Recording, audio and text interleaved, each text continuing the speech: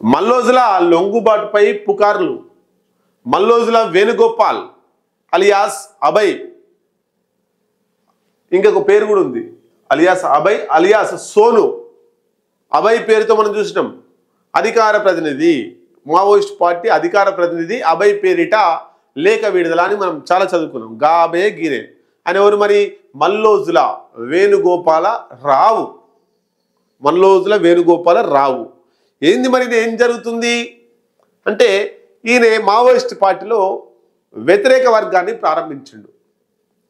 Maoist party Nambala Keshavarao అనే కేంద్ర committee కార్యదర్శిగా ఎన్కౌంటర్లో మృతి చెందిన తర్వాత కొత్త కార్యదర్శి కోసం అందరూ కూడా సమాలోచనలు చేస్తున్న సమయంలో మల్లోజుల వేణుగోపాల్ అలియాస్ అభయ్ కూడా ఆ కేంద్ర కమిటీ కార్యదర్శి పదవికి పోటీ పడ్డాడు.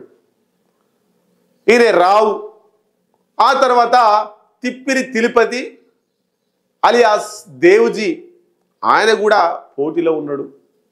మరి ఇద్దరి మధ్య పోటీలో దళిత బడుగు బలహీన వర్గాలకు సంబంధించినటువంటి తిప్పిరి తిరుపతి అలియాస్ దేవుజీకి కేంద్ర కమిటీ కార్యదర్శిగా ఇచ్చిండ్రు.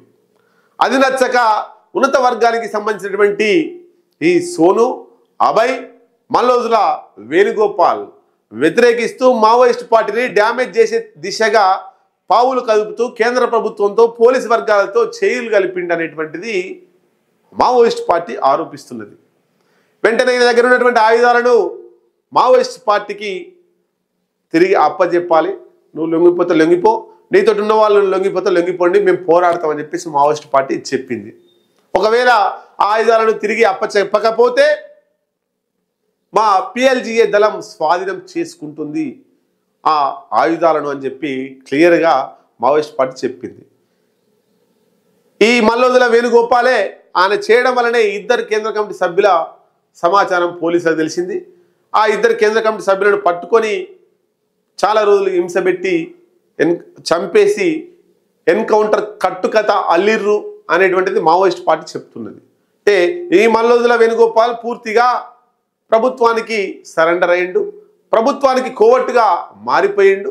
మావోయిస్టుల జాడలు ఎక్కడ ఉన్నాయి, మావోయిస్టులు ఏం చేస్తున్నారు, ఎక్కడ వాళ్ళ అడుగు జాడలు ఉన్నాయి, వాళ్ళ ఆయుధ సంపత్తి ఎక్కడ ఉంది, అన్ని కూడా విషయాలు ప్రభుత్వానికి చెప్పిండు అనేటువంటిది సమాచారం. ఏదేమైనా ఈ మల్లోజుల వేణుగోపాల్ అభయ్ అలియాస్ సోను, ఈయన వల్ల చాలామంది ఇబ్బంది పడుతున్నారు. మావోయిస్టులు లొంగిపోతే వచ్చి లొంగిపోయినట్టు కాదు, ఉండి అక్కడ ఉండి కొట్లాడినోడు కాదు. ఏమంటున్నాడు? మావోయిస్ట్ పార్టీ సిద్ధాంతం నచ్చడం లేదు, ఆయుధాలు వదిలిపెట్టాలి అంటున్నాడు. మరి ఇన్ని రోజులు ఆయుధాలు పట్టుకొని ఎందుకు పోరాడినాం? ఇప్పుడు నచ్చని సిద్ధాంతం అప్పుడు ఎందుకు నచ్చింది అంటే, మీకు కేంద్ర కమిటీ కార్యదర్శిగా ఇస్తే సిద్ధాంతం నచ్చుతుంది, కేంద్ర కమిటీ కార్యదర్శిగా ఇవ్వకపోతే సిద్ధాంతం నచ్చదా? ఏదన్నా ఒక మావోయిస్టు కేంద్ర కమిటీ స్థాయిలో కావచ్చు, మావోయిస్టు స్థాయిలో కావచ్చు, నాయకుడి స్థాయిలో ఆయన వ్యక్తిగత అభిప్రాయాలు బయటికి చెప్పకూడదు. ఆ కమిటీలోనే చర్చించి కమిటీలో మాత్రమే చెప్పాలి తప్ప ఆ కమిటీలో వచ్చినటువంటి మెజారిటీ బై మైనారిటీ ఉమ్మడి అభిప్రాయాన్ని బయటికి చెప్తారు.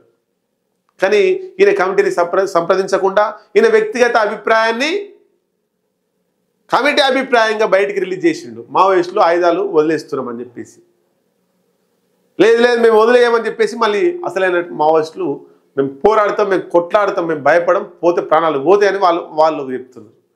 సిద్ధాంతం విభేదించిందా లేదా మల్లోజుల వేణుగోపాల్ ఆయన మావోయిస్ట్ పార్టీ నుండి కోవట్టుగా పోలీసులకు వచ్చేసిండా?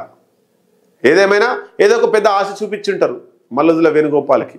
ఆశ చూపించి ఆయన భయపెట్టించా, లేకపోతే ఆశ చూపించా, ఏదో చేసి మొత్తం మీద వాళ్ళ స్థావరాలు, వాళ్ళ నాయకులు ఎక్కడ ఉన్నారు, ఏం చేస్తున్నారు అంతా కూడా పూర్తి స్థాయిలో తెలుసుకొని మావోయిస్టులు అంతం చేసే దిశగా పోలీసు బలగాలు కొనసాగుతుంటే దానికి సపోర్టుగా ఈ మల్లోజుల వేణుగోపాల్ సపోర్ట్ చేస్తున్నట్టు కూడా గుసగుసలు వినబడుతున్నాయి. ఏదేమైనా మావోయిస్టులతో డైరెక్ట్గా పోలీసులు ఢీకొనలేరు, గుర్తుపెట్టుకోండి. మా అడవులలో అసలు అడిగే పెట్టలేరు పోలీసులు బలగాలు.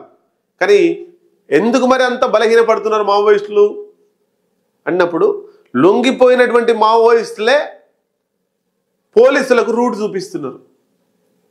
లొంగిపోయిన మావోయిస్టులు అసలు మావోయిస్టుల డంపులు ఎక్కడ ఉన్నాయి, వాళ్ళ ఆయుధ సంపత్తి ఎక్కడుంది, ఆయుధాలు ఎక్కడ తయారు చేస్తారు, ఎక్కడ దాచిపెడతారు, ఇవన్నీ కూడా లొంగిపోయిన మావోయిస్టులు పోలీసు వాళ్ళకి చెరవేస్తే వాళ్ళ కేంద్ర నాయకత్వం ఎక్కడ ఉంటుంది అనేటువంటి సమాచారాన్ని కూడా లొంగిపోయిన మావోయిస్టులు ఈ పోలీసులకు చేరవేస్తే కేంద్ర బలగాలు వాళ్ళ మీద దాడి చేసి వాళ్ళని చంపేస్తున్నాయి, వాళ్ళ ఆయుధాలు స్వాధీనం చేసుకుంటున్నాయి. కానీ డైరెక్ట్గా ఎక్కడ కూడా స్వాధీనం చేసుకోలే. మావోయిస్టులు లొంగిపోయిన మావోయిస్టులు ఆ సమాచారం ఇవ్వకుండా ఇట్లా కొనసాగుతుంది. మొత్తం మీద లొంగిపోయిండు మల్లోదుల లొంగిపోయిండు అని పుకార్లు కొన్ని ఛానళ్ళలో బ్రేకింగ్ న్యూస్ కూడా వచ్చినాయి. నిన్న మనం చూసినాం దసరా రోజు. అవి ఒట్టి పుకార్లేనంటూ పోలీసు ఉన్నతాధికారి. మరి లొంగిపోయిందా లొంగిపోలేదా అనేటువంటిది తేలాల్సిన అంశం. మావోయిస్టు అగ్రనేత పొలిట్ బ్యూరో సభ్యుడు పెద్దపల్లి జిల్లాకు చెందిన మల్లోజుల వేణుగోపాలరావు అలియాస్ అభయ్ సోను హైదరాబాద్లో పోలీసుల ఎదుట లొంగిపోయారంటూ గురువారం కొన్ని ఛానళ్లలో బ్రేకింగ్ న్యూస్ వచ్చింది. ఈ వార్తలను ఓ పోలీసు ఉన్నతాధికారి కొట్టిపారేశారు. అవి ఒట్టి పుకార్లనే స్పష్టం. మల్లోజుల కోటేశ్వరరావు అలియాస్ కిషన్జీ ఆయన తమ్ముడే ఈయన అనుకుంటున్నాం. ఆయన కేంద్ర కమిటీ కార్యదర్శిగా పనిచేసిన మల్లోజుల కోటేశ్వరరావు అలియాస్ కిషన్జీ వెస్ట్ బెంగాల్లో ఎన్కౌంటర్లో మమతా బెనర్జీ ఎన్కౌంటర్ చంపేసింది.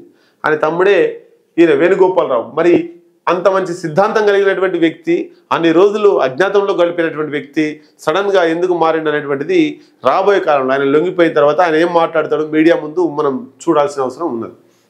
ఇంకొక వార్త, దేశాన్ని కాపాడే ఆయుధం దైవ స్వరూపమే. నిన్న రేవంత్ రెడ్డి గారు ఆయన సొంత గ్రామానికి ఫ్లైట్లో పోయిండు. దసరా సంబరాల్లో దసరా ఉత్సవాల్లో పాల్గొనడానికి పోయి అక్కడ స్వాగతం ఘన స్వాగతం కూడా పలికింది. ఆ ఊరు కొండారెడ్డిపల్లి, రేవంత్ రెడ్డి గారు ఊరు ఉమ్మడి మహబూబ్నగర్ జిల్లా కొండారెడ్డిపల్లి. అక్కడ ముఖ్యమంత్రి రేవంత్ రెడ్డి దసరా సందర్భంగా ఆయుధ పూజ కూడా నిర్వహించిండు. ఇదంతా కూడా మరి అక్కడ పోలీస్ వాహనంకు యాక్సిడెంట్ అయింది. పోలీస్ వాహనం యాక్సిడెంట్ అయ్యి కొంత ఇబ్బంది జరిగింది, ఆసుపత్రిలో చేర్పించారు. మొత్తం మీద సొంత గ్రామానికి దసరా రోజు పోవడం, అక్కడ ఆ గ్రామ ప్రజలు అంత నీరాజనాలు పట్టడం కూడా చాలా రేవంత్ రెడ్డికి ఉపయోగంగా మారే అవకాశం ఉంది.